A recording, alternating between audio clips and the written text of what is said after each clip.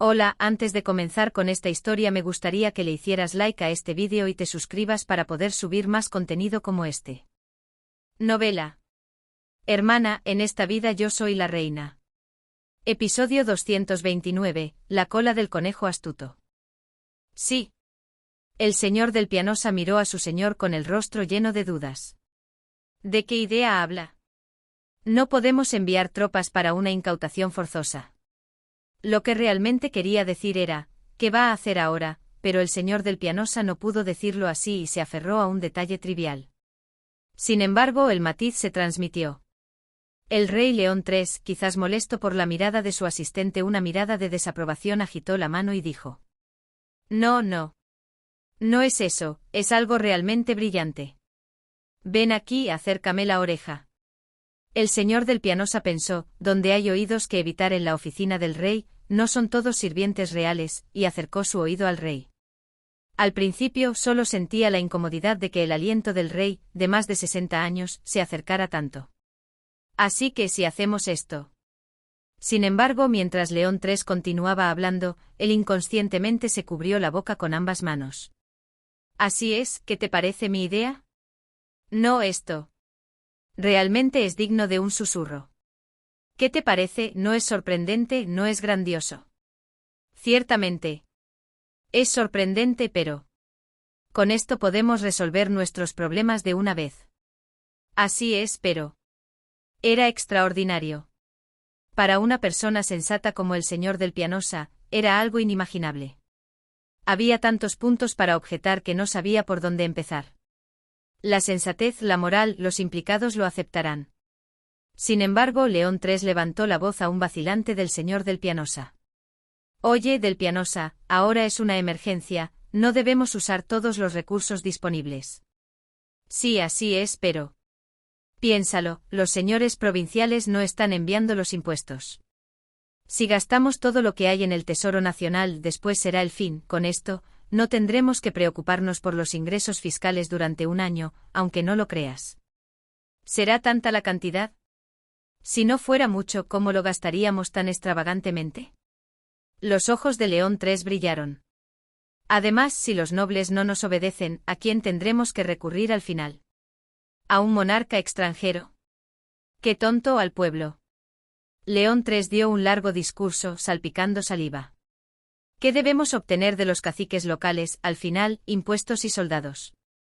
El dinero se resolverá con esto y además, si elegimos este método, la popularidad del pueblo aumentará enormemente. León III estaba bastante preocupado por el creciente número de canciones que criticaban al rey en las calles. Era un rey impecable en cuanto a legitimidad, pero carecía demasiado del apoyo de los nobles. Esto se debía a que había oprimido a los señores provinciales durante todo su reinado. Por lo tanto, necesitaba un fuerte apoyo de las bases populares. Con dinero y popularidad podemos fortalecer el ejército central. ¿Por qué necesitamos depender de los caciques? Podemos animar a la gente común a alistarse directamente en el ejército central y crear un ejército permanente. Soñó con un hermoso futuro color de rosa, mirando al vacío. Crear un ejército permanente que pueda estacionarse en todo el país, más allá del tamaño de la Guardia Real. Para la gente común, no necesitamos pagarles un salario completo, solo crear un grupo envidiable e inculcarles un sentido de pertenencia. Del Pianosa quería responder que eso era absolutamente imposible, pero si interrumpía el monólogo del rey en ese momento, probablemente sería castigado. León III, absorto en sí mismo, proclamó el futuro que soñaba. Entonces los zorros provinciales también se acabarán, comenzará el reinado de la capital por la capital. En ese momento un crujido se escuchó detrás, atravesando la voz exaltada de León III. Era el sonido del dobladillo del vestido de una mujer. «Oh, ¿de qué hablan tan animadamente ustedes dos sin mí?» Era la duquesa Rubina, que entró con una bandeja de plata llena de naranjas. Las frutas llegaron del sur. El comercio está cortado últimamente, así que estas son naranjas frescas que conseguí con dificultad. Ella sonrió dulcemente y ofreció: «Pruebe un poco, Su Majestad». Y añadió como si concediera un favor: «Usted también, señor del Pianosa, tome un poco». Pero el señor del Pianosa, al escuchar a la duquesa Rubina hablarle, la miró como un niño sorprendido haciendo algo malo, y de repente comenzó a tener hipo. «Hip». ¿O por qué tan sorprendido? Ip. El señor del Pianosa se tapó la nariz con ambas manos e intentó desesperadamente detener el hipo, pero su diafragma estaba fuera de su control. Ip. Cuando el hipo del señor del Pianosa se salió de control, León III regañó a la duquesa Rubina. «¿No por qué entraste sin hacer ruido otra vez?» La duquesa Rubina miró al rey con un suave reproche. «¿Acaso entré a un lugar donde no debía?» Era una belleza que desmentía su edad de ser una mujer mayor con un hijo adulto. Cualquier joven que la hubiera visto se habría sonrojado. Pero León III se irritó con esa hermosa mujer. «Si es un lugar donde no debes entrar, oficialmente eres mi cuñada, es apropiado que andes paseando por la oficina del hermano de tu esposo». La duquesa Rubina miró a León III con una expresión que decía, «¿Qué le pasa a este hombre? ¿No desde cuándo le importa eso?» Desde que César fue proclamado duque de Pisano, Rubina era la reina de la sociedad de San Carlo. Aunque el periodo en que se benefició de la gran plaga fue corto, ella disfrutó plenamente de su posición. En cualquier fiesta, en cualquier reunión social, Rubina se sentaba en el lugar de honor. Era, de hecho, la mujer de más alto rango en todo el país. Rubina también se hizo cargo de la administración del Palacio Real, que la reina Margarita había dejado. La excusa de ser la cuñada del rey era buena. El salario que se pagaba al palacio de la reina también fue a parar a ella. Margarita, a pesar de su fama de frugal, no era modesta en sus gastos. Especialmente el dinero que iba al hogar de Rambouillet era muy grande. Rubina lo recortó todo y lo invirtió en la propia administración del palacio. Las velas que se usaban, la tela de la ropa de los sirvientes, todo fue mejorado un nivel. Los elogios de los sirvientes llegaron al cielo. Eran buenos tiempos. Su Majestad, no haga eso y pruebe un trozo de naranja, ah. La duquesa Rubina tomó un trozo de naranja pelada y lo acercó a la boca de León III. Normalmente lo habría aceptado con gusto. Pero él, irritado, apartó su mano. «Te dije que pararas, hay ojos que nos ven». La duquesa Rubina también se enfureció en ese momento. «Su Majestad, ¿por qué se comporta así hoy?» Después de haberle permitido actuar como reina en la práctica, ahora le pedía que mantuviera la compostura solo por haber entrado en su oficina. Era algo indignante y absurdo. Ella miró a León III con los ojos muy abiertos. Rubina, que mostraba su temperamento formidable a su hijo César y a sus sirvientes, nunca había levantado un dedo contra León III en sus 43 años de vida. Esa era la posición de una amante. Pero ahora, ¿qué? Ella era la reina en funciones, y su hijo era el duque de este país con derecho a la sucesión al trono. Solo Alfonso estaba delante de su hijo, y ese tipo estaba vagando por algún país lejano. Con suerte moriría en el campo de batalla. Eso le dio a Rubina una gran audacia. Donde hay ojos que nos vean, ¿quién nos ve? ¿Quién? Este del Pianosa, aquel sirviente del palacio. Si no nos ven hoy, lo que vieron ayer se borra de su cerebro.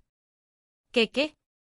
Llevo más de 25 años soportando los caprichos de su majestad y ya no puedo más, diga algo sensato, por el amor de Dios. Ja. León III se agarró la nuca, jadeando.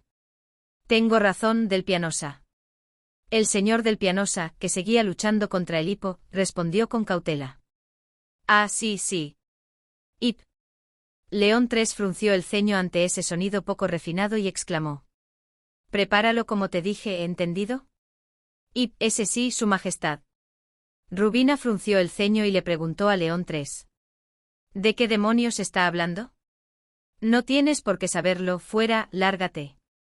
Expulsada de la oficina del rey por León III, la duquesa Rubina frunció el ceño. Tenía un mal presentimiento. Ariadne misma estaba bastante decepcionada por haber recibido el cargo de directora del hogar de Rambouillet en lugar de un título nobiliario. El cardenal de Mare no le había insinuado a su hija que había más por venir, pero incluso eso era objeto de envidia para aquellos que no tenían nada. Todo es culpa de papá. Isabella arrojó su chal con brusquedad al suelo del salón de las señoritas. Yo también fui voluntaria en el centro de ayuda del hogar de Rambouillet. En realidad, Isabella lo sabía en su cabeza. Sabía que el puesto de directora del centro de ayuda no se podía obtener solo con trabajo voluntario, sino con una reputación que resonaba en la capital y en todo el país, y con donaciones de grano. Pero era demasiado doloroso enfrentarlo. Si esa mocosa de Ariadne no me hubiera impedido ir de voluntaria en ese entonces, si papá no la hubiera defendido, el título de santa habría sido mío. Tienes razón. Hipólito, quien se vio obligado a usar el salón de las señoritas para su escritorio porque Ariadne le había quitado su habitación, asintió con gravedad a Isabella. Aunque la imagen de él sentado en los muebles blancos del bonito salón decorado con encajes y cintas rosas no era nada graciosa, su expresión era seria. Ella lo había planeado todo, lo había tramado todo de antemano. La teoría de la conspiración era la forma más fácil de canalizar la ira. Sabía de antemano que la plaga se extendería por la capital, no la propagó ella misma. Ella es capaz de eso y más, es una mocosa astuta. Después de la teoría de la conspiración, vino el ataque a su carácter. ¿Cómo puede ser tan desconsiderada con la familia y tan egoísta sin conocer su lugar? Es por su mal carácter, siempre ha sido así, ¿no? Mi hermano no lo vio, pero qué desagradable se puso cuando llegó de la granja, cuanto me esforcé por ser amable con ella. ¿Qué hizo? Me insultó y me robó a todas mis amigas, y yo las presenté a todas con la mejor intención. Paradójicamente, la hermandad de los hermanos de padre se fortaleció al tener un enemigo común. Debes haber estado muy molesta. ¿Verdad, hermano? Tú también lo ves así. A esa mocosa la voy a... Fue su padre quien detuvo la bravuconería de los hermanos. TSK, TSK, TSK, TSK, TSK. El cardenal de Mare, apoyado en la puerta del salón de las señoritas, chasqueó la lengua sin disimulo. Papá. Isabella se volvió con ojos sorprendidos. Vine a verlos porque pensé que estarían decepcionados. El cardenal de Mare ni siquiera ocultó su expresión de decepción. Lo único que hacen es hablar mal de su hermana. Pero papá. Isabella suplicó con una expresión de extrema injusticia. ¿Cómo pudo proceder con esto excluyéndonos así? Isabella se levantó de un salto y se paró frente a su padre. Dejando a un lado mi caso, Hipólito es el primogénito. Si algo bueno le sucede a la familia, no debería consultarlo con él y, si es posible, dárselo a él. El puesto de directora del hogar de Rambouillet era especial, por lo que las palabras de Isabella no encajaban, pero si se cambiaba por un título nobiliario, no estaba equivocada. Sin embargo, el cardenal de Mare suspiró. Si ustedes se portaran bien, yo también pensaría en eso, pero si todo el día están tramando cómo apuñalar por la espalda a su hermana, ¿cómo voy a confiar en ustedes y consultarlos, o darles un cargo? Hipólito tenía una expresión de shock. Él pensaba que los padres, por supuesto, debían dar todo lo bueno a sus hijos, específicamente a él, el primogénito y único hijo varón. Pero, ¿tenía que ganárselo compitiendo? Piensen en ser amables con su hermana, dijo el cardenal de Mare con frialdad. A estas alturas no podía pedirle al rey que cambiara al beneficiario del título a Hipólito, y sinceramente, al ver esta situación, tampoco quería hacerlo. La familia debe permanecer unida, y eso es cierto tanto cuando ustedes apoyan desde atrás como cuando su hermana está al frente. Pensaron que siempre recibirían solo cosas buenas. Ante las frías palabras del cardenal, los ojos violetas de Isabella se llenaron de lágrimas. Pero este padre no tenía piedad. Si se portan bien, al menos les caerán migajas.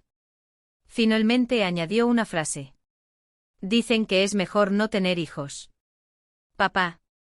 El cardenal se dio la vuelta bruscamente y salió del salón, dejando atrás a sus hijos, a quienes no quería ver. El dobladillo blanco de la sotana del cardenal ondeaba. Era el dobladillo blanco que los protegería solo mientras el cardenal estuviera en su cargo. Isabella sintió una sensación de crisis. Mientras su padre estuviera en ese puesto, tenía que encontrar una manera de ganarse la vida por sí misma. Sus ojos violetas se movían con agitación. Y ella no lo sabía, pero esas pupilas comenzarían a temblar seriamente 3 semanas después, el día en que su hermana recibiría su segunda carta real.